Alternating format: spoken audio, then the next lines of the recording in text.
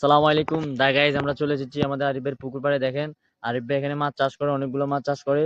এখানে মাছকে খাবার দিচ্ছে। দেখেন মাছ খাওয়ার জন্য কি করতেছে।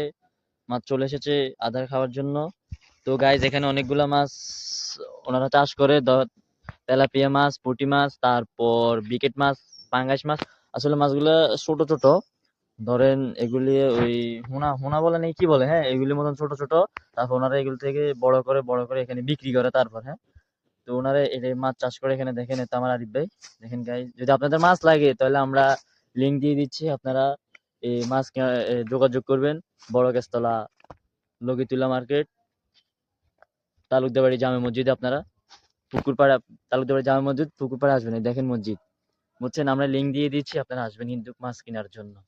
তো গাইস, যদি আমাদের চ্যানেলটি ভালো লাগে তাহলে একটা ফলো বাটন টিপ দিয়ে ফলো করে দিবেন, আর লাইক কমেন্ট শেয়ার করে দিবেন।